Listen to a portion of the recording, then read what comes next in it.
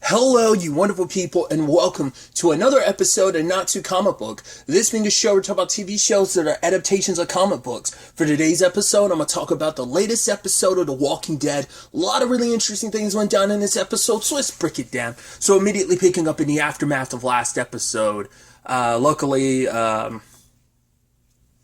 deal that Carol set up kind of sort of went through, but Hornsby needs to be alive for it to kind of be dealt with. So, but it's like, right, after all that Hornsby's done, it's like, do we really just let this asshole live? And it's like, well, you kind of have no choice in this matter, especially because it's like, especially after everything and you're trying to make sure all your people are taken care of. So, but I love that Daryl was like, you're not going to get away from this, like, scot-free. I mean, he's already got a few scars, but ends up stabbing his hand, and it's like, oh, he'll live. So it's like, yeah, just making a point. You're just kind of like, yeah, the bastard deserves it.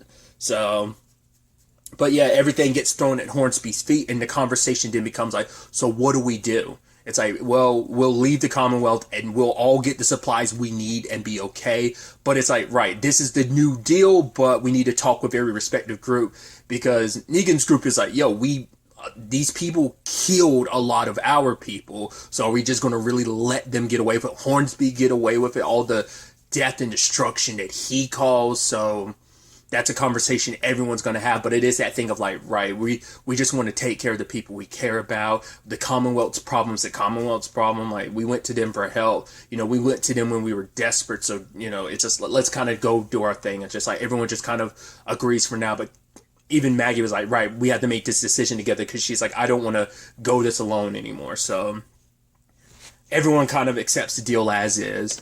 And even Hornsby's like, oh, come on, Pamela, like, tell me this isn't real. But she's like, no, like, you caused too much of a mess. And he's like, what about what we've done in the past? She's like, the past is a past. And it's like, I guess it's kind of implying like, yeah, you've had to do shady stuff to probably maintain the power that they've maintained. And I'm curious, is that the past as in like stuff you've done after the fall, after the world went, you know, topsy-turvy, or was it even well before then? And it's just like, but she's like, right, things are the way things are now. And obviously she's also extra motivated to protect her son. But I love that she's like, Hornsby, you act like you're above all. It's like, no, you think you got some big role to play in this. You're not even a player in this game. You're just, what was she, basically like a sad, angry boy. And I guess a lot of maybe there's a lot of Hornsby ingrained in him, where he feels like, right, the Miltons are like, the rich and powerful get to do whatever they want, and Lance had to like claw, scrape, kill his way to the top, and, you know,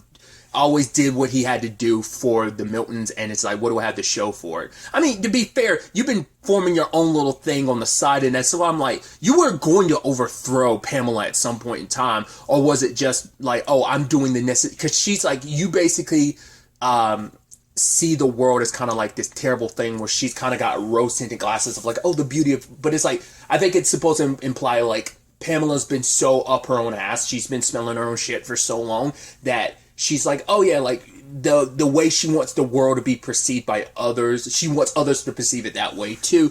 But it's not even like, you have, once again, have rose-tinted glasses because you're at the top and you've kind of manufactured things in the Commonwealth. They kind of fit your need because it's been built around your family for generations. So, and I think Hornsby kind of saw like the ugliness of the world for what it is, and he's just like, right, you need someone like me to kind of get stuff done when it needs to get done. So that's why I'm like, but was your little secret group that you're putting together, is that supposed to be like, oh, like the people that really will make a change? But it, like I said, it's always seemed like you were aiming for a coup. So I guess it's like, well, you don't want to let, you know, the person you're about to overthrow know you're trying to overthrow them. So I guess that was him keeping his cards very close to his vest. But he made it sound like, oh, I was always going to be there for you, family. I was like, no, you were never she never gave you the respect you felt like you deserved.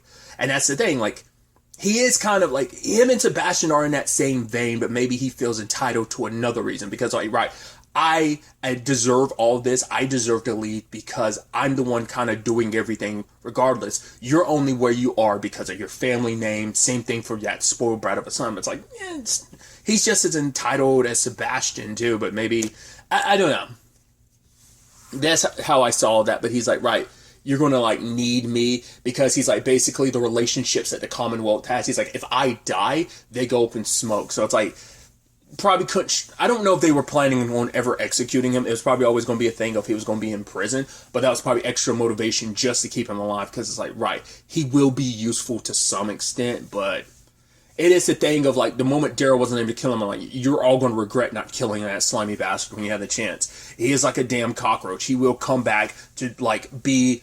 Well, he's basically being set up as like the final main antagonist of this series. I can see he's just going to be manipulating stuff from the side until he gets the opportunity to really rise up, especially with all the Eugene and Max stuff, because Max doesn't want to just sit on the sidelines, because it's like, right, Sebastian gets to just go off and continue doing what he's doing. It's like, right, him being left to his own devices is why he was able to do the terrible stuff, and basically Mommy Dearest is shoving the silver spoon right back in his mouth, prepping him up to be the leader. It's like, right, that piece of shit is going to eventually lead us. Like, of course, like it's all BS, and Max wants to take it all down. Even Hornsby gave them the idea, saying like, hey, might even have the idea of just kind of burning it all to the ground. That's why I'm like, isn't that what you planned on doing?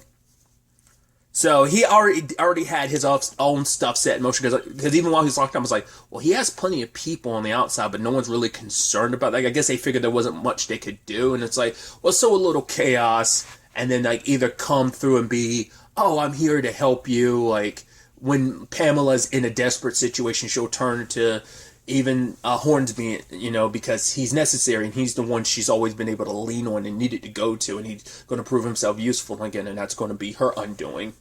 I don't know. Because they wanted to bring down the Miltons, because that Pat family's kind of, once again, it's all built on bullshit, so. And I don't know, like, Max wanted to do something good in the end, and it's like, it's hard to say whether what you did was the right thing or not. And like, that's the thing, like, you're just trying to do what you believe is right, and is it going to be right in the long run? I don't know. Is it actually helping Hornsby in the long run? Maybe. It's like, he had already steered some shit up, and it's just like, right, you just add it to the chaos, and maybe he even accounted for that. It's like, okay, maybe it's like, okay, maybe that's why he kind of like incepted that into their heads. So like, oh, maybe you should burn us all to the ground.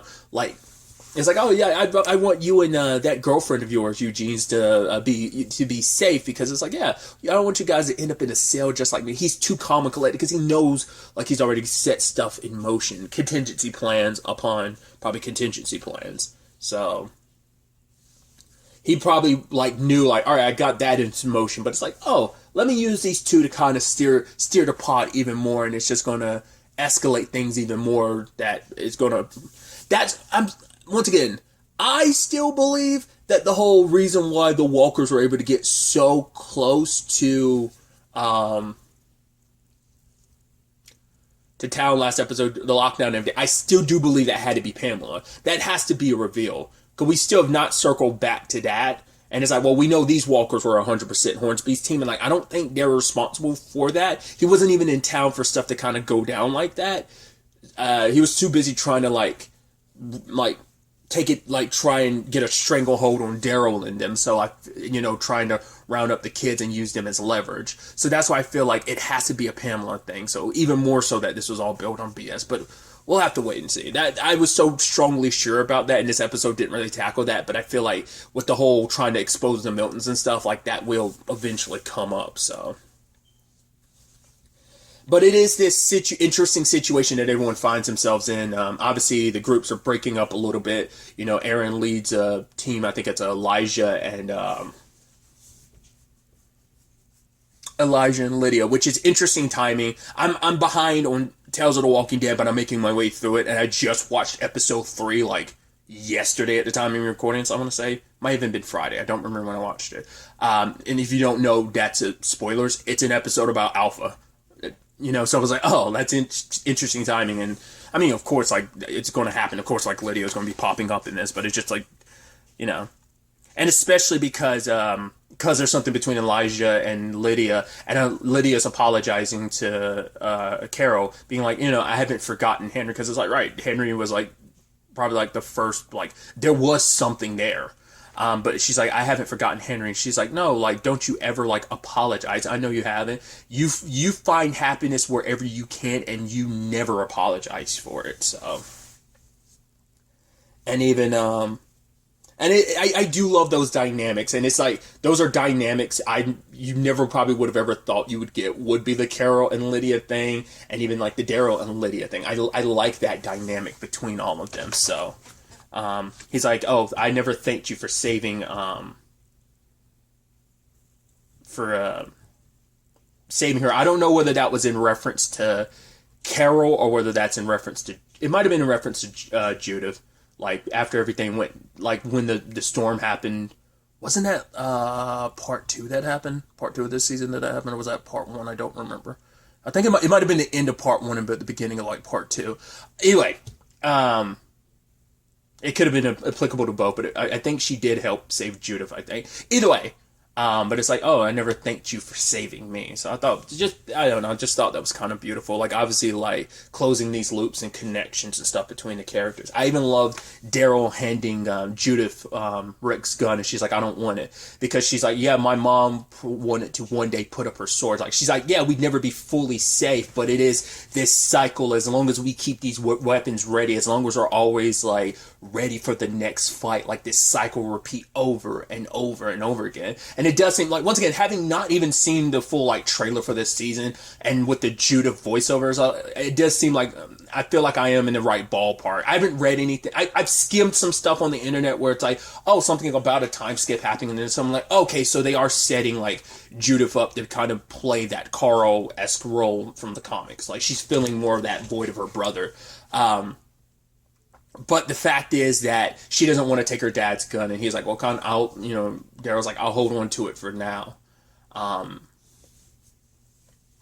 But she's just like, she wants to stay and help, because she's like, the fact is, you would rather, like, run and hide than fight. He's like, just let it go. Like, obviously, this whole situation doesn't sit right with him, but for him, it's like, right, I have to, like, while your dad, because once again, they think Rick is straight up dead. He's gone, but, like, they know Michonne's out there somewhere, but it's like, while, like, your mom's gone, it's up to me to look after you and RJ, and I have to, and he doesn't know if he's making the right moves. And even, Carol's like, oh, when she had Sophia, it's like, yeah, it's something so tiny coming into the world. It's like, all you can do is, having, she's like, I didn't know what I was doing as a parent, but all I knew is that I love Sophia, and that's kind of what you have to focus on. It's like, because he's like, oh, what do you think he would do? It's like, Rick's not here. You have to be the one. Don't think like that. You have to be the one to kind of decide things, so. And he talked to Judith, and it was this, really, there's this beautiful moment. It's also really sad, like, she's like, I'm sorry I had to worry you. He's like, no, it's okay, I get it. You wanted to be alone. He's like, I wanted to be alone too. And it's like, he kind of talked about, like, yeah, they're like, there's a river behind his house that he'd go to all the time. And she's like, you were alone a lot, weren't you? He was like, yeah, it was basically his escape from when his dad was asleep. Because I think Daryl has talked about, like, if I remember correctly, like, their dad being super abusive. I think they have touched on that. I feel like it hasn't just been once. I feel like they have talked about it multiple times. But I should also note, since I brought up RJ earlier, I love that he's reading an Invincible comic, which there's layers to that. I mean, first and foremost, obviously, it's another Robert Kirkman comic, but also the fact is that it's like, right, there's also Walking Dead actors voicing characters in Invincible, so I love that too. But I'm sure there's probably been other stuff sprinkled in that I've just never noticed. This probably isn't the first Invincible comic. It's just probably a lot more aware, just because I'm more cognizant of it. Because I was slightly aware of Invincible, but obviously it's even more so in my in the pop cultural, at least my own personal zeitgeist, because of the animated series. So I'm sure there's probably been, like, little references, like, little sprinkled in, probably, like, Outcast or something like that, or even other Image comics. I mean, but I reference Outcast specifically because, I mean, especially because, like, the live-action show was definitely was airing while this show was still ongoing, too. So it's like, there's probably been stuff sprinkled in there, but like I said, especially other Image comics, because they're all, like, under that same umbrella. But either way, I don't know I doubt that's the first one that's ever popped up before, but, it's one I've definitely noticed, so at the very least, I thought that was kind of like, oh, like, look at you being so cheeky. Either way, I guess there's almost like, I'm sure you can make a correlation between Mark from Invincible, Mark, aka Invincible, and Judith. I think there's, like, parallels you can make either way. Probably make even more direct parallels between Mark and, Herschel, Maggie and Glenn's son. Wink, wink, nudge, nudge. Either way, but tangent aside, moving back to the whole thing with Judith and Daryl, that he plans on holding on to that gun until she's okay, until she's ready to kind of take it. Because once again, it's like, my job is to protect you and look after you. So he's trying to do the best that he can under these circumstances, and it's like, right, do we really want to get it mixed up in another community's situation? Because the parallels that were made, she was like, right, what you're doing here is just like, helping out here would be just like the Alexandria Hilltop thing. And he's like, no, those situations were different. And she's like, no, they weren't. It's like, but I guess it's also because it's like, he's never been like, yeah, he was always part of the group, other people's lives, he's helping out and stuff like that, but he's never been directly responsible for someone else's life like Judith. So of course it's going to be this thing of,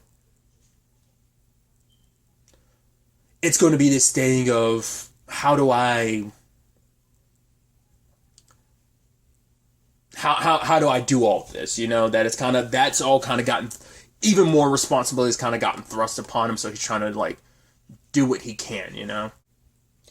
You even have the Ezekiel situation of him wanting to stay behind too, because obviously we were in a desperate situation. So I wanted to do some good in this world one last time. It's like, now everyone has given me more time, so how can I not try even harder to like try and make things better, you know? So he's going to stick it out in the Commonwealth, you know. At first he was like, oh, it's for children, but it is that. It's like helping out everyone, you know. He's been given even more time, and he's been given this opportunity, and how could he not try and pay it forward, essentially? So it is this situation where like the groups are, you know, because even Negan and his wife she doesn't want to stay here, because it's like, he's like, right, we're in a situation. He's like, he remembers the words of his father being like, yeah, your life changes. It's never going to be your own anymore the moment you have a kid. And it is the thing of, he would want to stay in the Commonwealth despite everything, just because of the facility and resources that they have. But it's like, right, we have a baby on the way. But for her, it's like, no,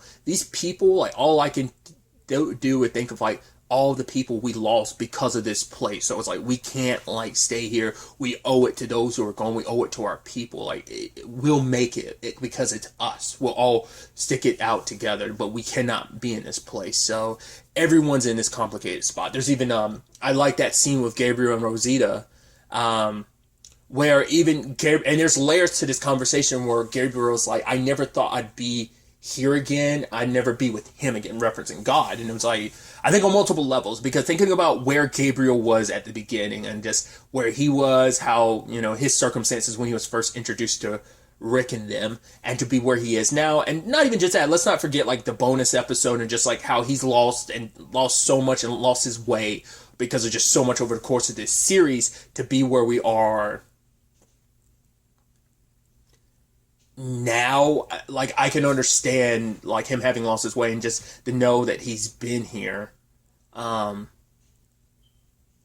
there was even that Rosita saying that line, and once again, and it's a very meta thing because it's referencing just the nature of where they are right now, but also her saying that what you've kind of passed forward to these people, it's like, it's going to, what you've kind of built here, it's going to exist well after you're going too. So there is a bit, and that's what I think a lot of this is about. I think that's going to be the meta overall theme this season, is legacy, not just because of the show ending, but the legacy that each character has brought, and the change that they've brought in this world, the people that they've saved, and the impact that they've had on other people, because one person's impact leads to another person, and that leads to that person impacting other people, and once again kind of paying it forward, and it's spread out, and so many people have been touched, and so many people have been affected, so many people have joined in this family. So it's like, the good side of legacies are what we see with the characters we see around us, how much people have grown, how much people have changed, how their worlds have changed for the better, and there's been bumps along the way, there have been those who have been lost,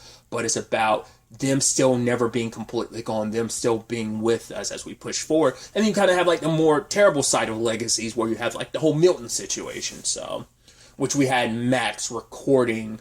So Sebastian basically saying like, yeah, it's all BS. Like the fact is everyone's still trying to hold on to the American dream, and the Commonwealth feeds that delusion. And he's like, yeah, people are just delusional. Like they're like the lottery, people think like, haha. It's like, no, my mom handpicks the person who wins the lottery. It's part of like a BS system that these people bought into. It's like, right, the poor will stay poor and the rich get to, like me, get to do whatever we want. No one is able to kind of rise above their station. It's like, you're always going to be who you're going to be. There's no changing that, essentially.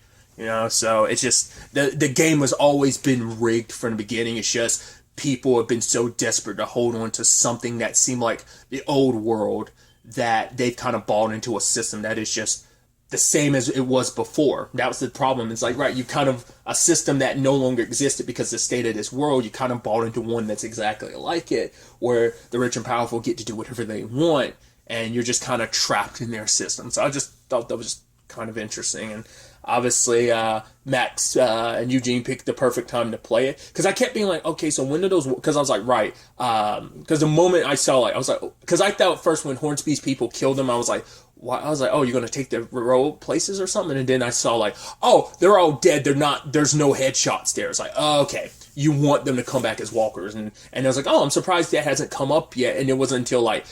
when shit hit the fan where the entire crowd turned against Pamela and Sebastian, it's like, then the walkers step in. And Mercer kind of left Pamela behind, and she's like, your job is to protect me? He's like, no, my job is to protect the Commonwealth, man. And it's still that thing of, no, and even in that moment when it's like, oh, there's people in danger, Pamela still was like, no, protect me first. That's, send the other soldier, but you're supposed to protect me. It's like, yeah, the crowd isn't, the crowd might turn on you and try and kill you. They're throwing shit at you right now, but it's like, no, there are citizens literally getting killed right now.